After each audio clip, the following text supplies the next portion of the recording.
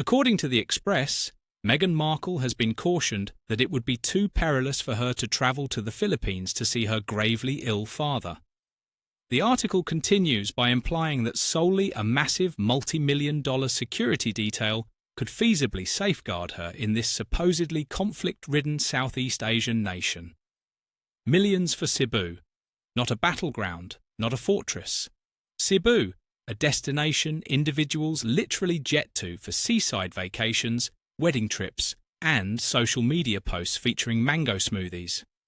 Just like that, Meghan Markle succeeded in doing what she manages best, transforming a domestic circumstance into a global public relations disaster, mildly offending a whole nation, and somehow still positioning herself as the threatened heroine in a film nobody requested.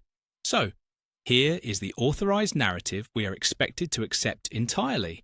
No questions. Meghan is an impossibly high-risk objective, meaning hazardous elements hide in the Philippines, and only a guard force costing millions could preserve her safety. This insight, we are informed, arrives thanks to unnamed assistance and a conveniently referenced senior Hollywood insider possessing business connections.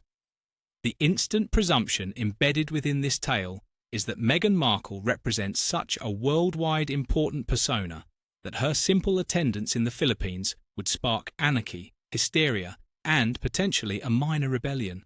Spoiler warning, it would not.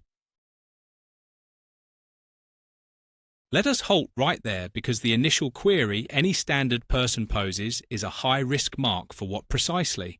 Abduction? By whom? Photographers? Social media opinion channels? A gathering of residents who by vast proof do not know her and do not worry. She is not Beyoncé. She is not Taylor Swift. She is not even a presently operating royal. She is effectively an American fame-adjacent personality with a broadcast cemetery and a living brand that has not quite determined what it desires to vend yet. If Meghan Markle arrived in Cebu as a private civilian, which she remains, she would fade into the surroundings quicker than a beige jacket at a terminal coffee shop. One protector, perhaps two. No reinforced motorcade, no choppers, no guys in combat gear gazing theatrically into the middle distance. However, that does not nourish the delusion, does it? The manner this report portrays the Philippines is truly spectacular in its cluelessness. You would imagine Meghan was being requested to drop into a live combat sector equipped with merely a yoga pad and a volume of her book. Reality verification. The Philippines comprises over 7,600 isles. It possesses giant metropolises, country villages, visitor centres, foreigner communities, plush hotels, and yes, zones that demand care exactly like every other nation on Earth. Thomas Markle Sr. is reportedly in Cebu. Cebu is not a forest rebel sanctuary. It is a major vacationer spot. Ocean liners anchor there. Outsiders retire there. Social stars capture dusk pictures there. The United States State Department classifies Cebu as Level 2. Practice heightened alertness. You know what else ranks Level 2? France, Italy, Spain, Germany, the United Kingdom. And yet, somehow, Paris was totally secure when there were lenses, style weeks, and an opportunity to prompt everybody she wedded into a crown. Funny how peril appears when there is no benefit. If protection were genuinely the worry, stability would exist. Rather, what we witness is choosy alarm, dread utilised tactically like a vapour grenade whenever responsibility draws near. Let us examine the journey greatest successes. Nigeria, Level 3, Rethink Travel. Harry and Meghan went. Colombia, Level 3, Rethink Travel. Harry and Meghan went. Jamaica, high felony rating. Harry and Meghan went. Ukraine, live battle area. Harry went. But Cebu, definitely not. Too frightening, too chancy, too hazardous for someone of her rank. Please, this is not regarding security. This is regarding ease. This is regarding not desiring to go and not desiring to state so aloud. Felony figures are troublesome matters. They do not worry about stories, marketing, or meticulously dripped statements from elder Hollywood contacts. The Philippines possesses a crime index of approximately 43.1, France 55.4, the United States 49.2, Nigeria, Colombia, Jamaica 60+. Thus, Meghan Markle is statistically more secure in Cebu than she remains in California. But do not let figures spoil a perfectly fine sympathy act.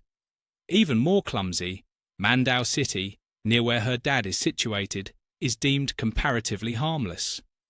Recent area journalism involves brave recoveries, not abductions of prior cable television performers.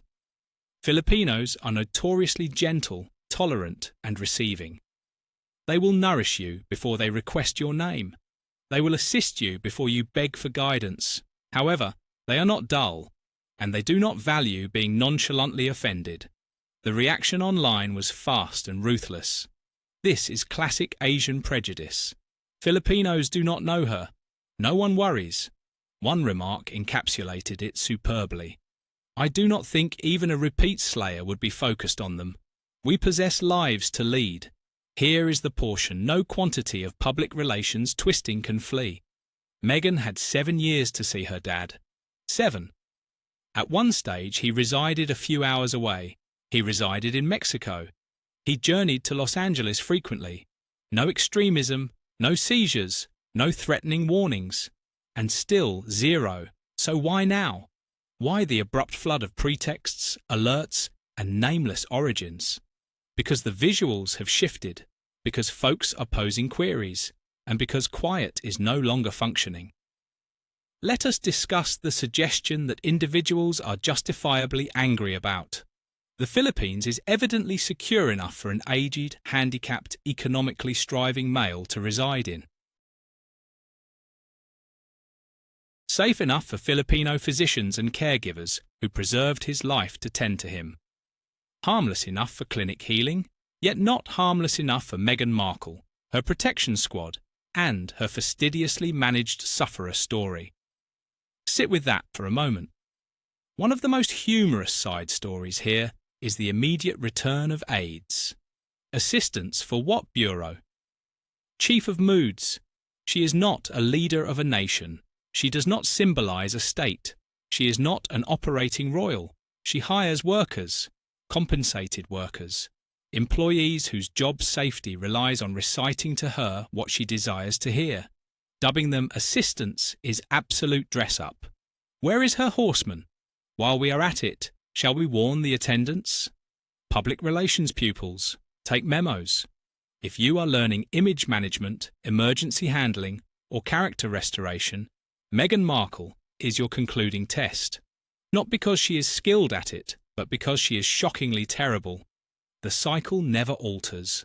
Drip instead of talk, pity instead of accept. Over-clarify instead of hush up. Offend whole clusters of humans instead of scanning the atmosphere. If this were warranted, she would have stated, "This is a secluded domestic concern," and that would have been the conclusion of it. But theatrics is the money, and lacking it, there is nothing remaining to exchange. This was never regarding hazard. It was regarding evading her dad. It was regarding defending a likeness. It was regarding nourishing a tale. And in the course, she succeeded to mock a total nation that did thoroughly nothing to her. A land presently tending to the gentleman she refuses to see. The grandest humour, if Meghan Markle actually went silently, secludedly, sans cameras, sans theatrics. Nobody would mind. No crowds, no menaces, no banners. The sole authentic peril she confronts in the Philippines is being overlooked. And assessing by this display, that might be the single thing she dreads.